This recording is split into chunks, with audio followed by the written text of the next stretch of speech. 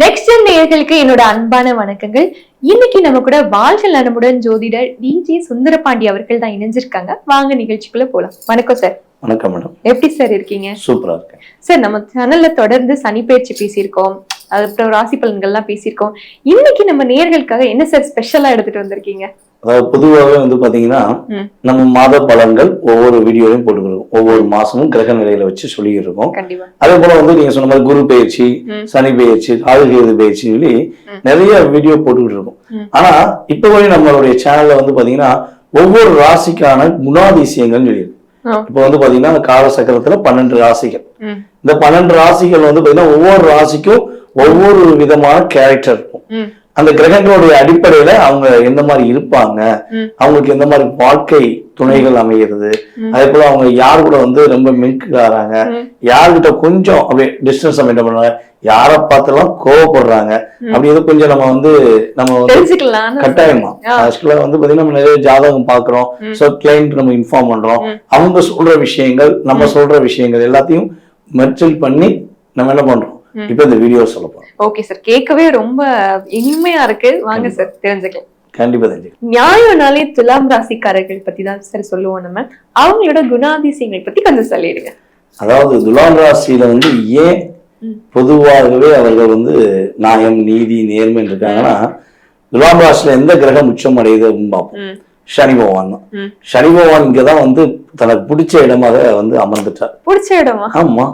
எப்ப நமக்கு ஒரு இடம் பிடிக்குமோ, ஒரு வீடு பிடிக்குமோ, அந்த வீட்டுல தான் என்ன பண்ணுவோம், நம்ம ஆளுமை செலுத்துவோம், நம்ம அந்த வீட்டோட சேர்ந்து வாழ்வோம். அந்த தன்மை துலாம் ராசிக்கு இயல்பாகவே இறைவன் கொடுத்த கிஃப்ட் தான். அதனாலதான் இவங்க நீதி, நேர்மை, உண்மை அப்படின்னு ஒரு குறுகிய வட்டாரத்துல நான் இப்படித்தான் இருப்பேன், நீதி தவற மாட்டேன், அது யாரா இருந்தாலும் சரி தப்ப வெளிப்படையா பேசுவேன் சொல்லி வாழ்றாங்க. சோ இதுவே இவங்களுக்குரிய பிளஸ், இதுவே மிகப்பெரிய மைனஸ். ஏன்னா இவங்க டைரக்டா நேர்மையா இருக்கனாலதான் இன்டைரக்டா நிறைய பிரச்சனைகள் குடும்பத்துல துலாம் ராசிக்காரங்க இருக்காங்கன்னா பல பேருக்கு இன்பம், ஆனா துலாம் ராசிக்காரங்களுக்கு எப்போதுமே அது பெரிய துன்பம் அப்படின்னு சொல்லலாம். ஏன்னா அவங்களுடைய கர்மாவை போல இவங்க வாங்கிக்கிடுவாங்க. யாருக்கு என்ன விஷயம்னாலும் அவங்க போய் ஒரு பிரச்சனைக்கு தீர்வு கொடுக்கறது, அதே போல தப்ப வெளிப்படையா சொல்லிடுறது. அதனால என்ன ஆகும், ஆப்போசிட் பார்ட்டி இவங்க கூட வியூம் பண்ணுவாங்க, சண்டை எடுப்பாங்க, நிறைய பிரச்சனைகள் நடக்கும். சோ ஆனா என்ன பிரச்சனை நடந்தாலும் பரவாயில்ல, என்ன விஷயம்னாலும் பரவாயில்ல, நான் நானாதான் இருப்பேன், நான் ஃபர்ஸ்ட் சமூக அக்கறையோட தான் இருப்பேன் அப்படின்னு ஒரு டயலாக்க அதிகமா பயன்படுத்துறாங்கன்னா அது நம்ம துலாம் ராசி சொல்லலாம். சொன்னதுக்கு மணியே அடிச்சிருச்சு, அந்த அளவுக்கு ஒரு ஓசை ஆட்டோமேட்டிக் இறைவனை கொடுக்குறான் பாருங்க. அந்த அளவுக்கு இவங்களுடைய இயல்பான குணம் இருக்கும்.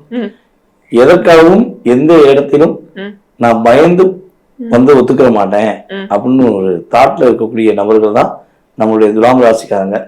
அதே போல துலாம் ராசிக்காரங்க கூட ஒரு கூட்டம் எப்பவுமே இருக்கும்.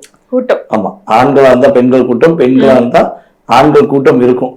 எதற்காகனா இவங்க கூட போனா நம்ம பிரச்சனை எல்லாம் போயிடலாம், ஏன்னா எந்த பிரச்சனை போல இவங்க சரி பண்ணிக்குவாங்க அப்படின்னு இயல்பாக என்ன பண்ணுவாங்கன்னா துலாம் ராசிக்காக கூட ஒரு நாளும் அப்படியே ஒட்டிக்கிட்டே இருப்பான். ஒவ்வொரு ஆளும் கட்டாயி போயிட்டே இருக்கானா என்னன்னா அவனுடைய பிரச்சனை ஃபுல்லா இவங்க என்ன பண்றாரு, தீர்த்துட்டாங்க.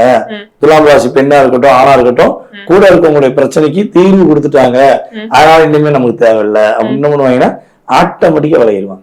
சோ அந்த அளவுக்கு இவங்களுடைய செயல்பாடு இருக்கும்.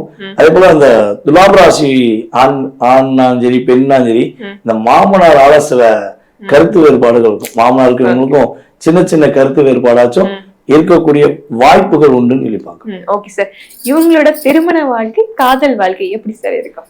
துலாம் ராசி என்பவர்கள் பாத்தீங்கன்னா காதல்ல அப்படியே கை கூடினவர்கள். ஆமா, அவங்க காதல்னாலே அது டிஃபரெண்டான காதல் அப்படிம்பாங்கல்ல. சோ நான் கேட்ச் பண்ணிட்டேன், நான் உன்னை ஃபில்டர் பண்ணிட்டேன், அதுக்கு பிறகுதான் உன்னை ஓகே பண்ணேன் அப்படிம்பாங்க. சும்மா சாதாரணமாலாம் ஓகே பண்ண முடியாது, இவங்க அப்படியே ஃபில்டர் பண்ணி தான் கேட்ச் பண்ணுவாங்க. ஆனா கேட்ச் பண்ண பிறகு மறுபடியும் ரிலீஸ் ஆகி வருவாங்கன்னா கிடையவே கிடையாது. நான் எவ்வளவு தூரம் கஷ்டப்பட்டு உன்னை லவ் பண்ண தெரியுமா, நீ என்னை விட்டுட்டு போறீங்க, விட மாட்டேன், நான் எப்படியா உன்னை லவ் பண்ணாதான் செய்வேன்னு சொல்லி ஒரு பிடிவாத குணம் உங்களுக்கு அதிகமா இருக்கும். பிடிவாத குணங்கிறது அன்புக்கு மட்டும்தான், மத்ததுக்கெல்லாம் பிடிவாத கிடையாது. சோ அந்த கேரிங் இவங்களுக்கு அதிகமா இருக்கக்கூடிய ஆற்றல் உண்டு. சோ திருமண வாழ்க்கை அப்படிங்கிறது பாத்தீங்கன்னா பொதுவாக திருமணத்துக்கு அப்புறம் துலாம் ராசி கிட்டத்தட்ட ஒரு 60% நண்பர்கள் பொருளாதாரத்தில் ஏற்றத்தை சந்திருக்காங்க. பெரிய ஒரு ஏற்றம். ஏன்னா 2க்குரியவனே 7க்குரியவன் ஆகிறான். அப்ப திருமணத்துக்கு அப்புறம் தான் என் ஒய்ஃப் திரும்பி பார்க்கக்கூடிய அளவுக்கு சிறப்பா இருந்துச்சுன்னு சொல்லக்கூடிய சூழ்நிலை துலாம் ராசிக்காரங்கள பல அன்பர்களுக்கு இருக்கும். சில அன்பர்களுக்கு வந்து பாத்தீங்கன்னா நெகட்டிவான விஷயங்கள் அப்படின்னு சொல்லி பாத்தீங்கன்னா அவங்க லக்ன ரீதியாக மாறும்பொழுது சில பிரச்சனையை சந்திக்கிறாங்க. ஓகே சார், இவங்களுக்கு எந்தெந்த ராசிக்காரங்க கூட ஈஸியா ஒத்து போயிடும்? துலாம் ராசிக்காரர்களுக்கு பொதுவாகவே வந்து பாத்தீங்கன்னா கும்ப ராசி கூட ஒரு இணக்கமான ஒரு அன்பு இருக்கும். இவங்க அப்படியே புரிதலுடன் அன்பா இருக்கக்கூடிய ஆற்றல் உண்டு. அதுக்கடுத்து அப்படின்னு சொல்லி பாத்தீங்கன்னா நம்ம மிதுன ராசி எடுத்துக்கலாம். மிதுன ராசிக்காரன் கூட ஒரு பாசமா அன்பா இணக்கமா போவாங்க. அதுக்கடுத்து சிம்ம ராசி. இந்த 3 ராசிக்காரன் கூடயுமே அவங்களுக்கு ஒரு 4 ராசிக்காரன் கூட ஒரு இணக்கமான அன்பு இருக்கதான் செய்யும்.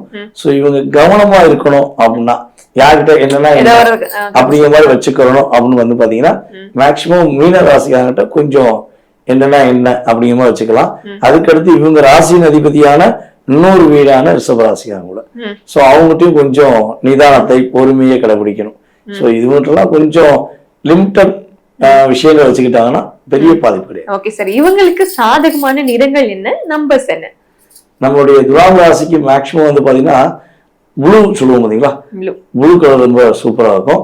அதே போல ரெட்டும் உங்களுக்கு அற்புதமா இருக்கும். ரெட்டு ப்ளூ இந்த ரெண்டுமே அவங்களுக்கு அற்புதத்தை கொடுக்கும். கருப்பு கலர் வந்து தேவைகளுக்கு மட்டும் பயன்படுத்திக்கலாம். ஏன்னா சனி பகவான் வந்து கருப்பு, அவர் இங்கதான் உச்சம் அடைஞ்சிருக்கா. சோ கருப்பு வந்து பாத்தீங்கன்னா பியூர் கருப்பா இல்லாம கொஞ்சம் கலந்த கலவையா போட்டுக்கிட்டாங்கன்னா இவங்களுக்கு சிறப்பா இருக்கும். ஓகே சார், இவங்களுக்கான லக்கி நம்பர்ஸ் என்ன சார்? துலாம் ராசிக்கு லக்கி நம்பர் அப்படின்னு பாத்தீங்கன்னா 4ஆம் நம்பர் ரொம்ப ஒரு அற்புதத்தை கொடுக்கக்கூடிய நம்பரா இருக்கும். அதுக்கடுத்து வந்து 7. 4ம் 7ம் இவங்களுடைய வெற்றியை கொடுக்கக்கூடிய நம்பர். ஓகே சார், எந்த மாதிரி தெய்வங்களை இவங்க வழிபடும்? இவங்க மேக்சிமம் வந்து பாத்தீங்கன்னா ஸ்ரீ காயத்ரி தேவி அம்மனை வந்து வழிபாடு செய்வது இவங்களுக்கு ரொம்ப வெற்றியை கொடுக்கும். என்ன பிரச்சனைனாலும் சரி நீ இருக்கமா, நான் உன்னை நம்புறேன் அப்படின்னு சொல்லி மனசார அம்மாவை போய் வழிபாடு செஞ்சாங்கன்னா இவங்க லைஃப் சூப்பரா இருக்கும். செவ்வாய்க்கிழமையில இவங்க ஸ்ரீ காயத்ரி தேவி அம்மனை வழிபாடு செய்வதன் மூலமாக லைஃப்ல இன்னல்கள் இல்லாம தேவையில்லாத தொல்லைகள் இல்லாம சிறப்பா இருக்கக்கூடிய ஆற்றல் உங்களுக்கு கிடைக்கும். நீங்க சொல்ற ஒவ்வொரு வார்த்தைகளுமே கேட்கறதுக்கு அவ்வளவு நல்லா இருக்கு சார். நன்றி சார். நன்றி.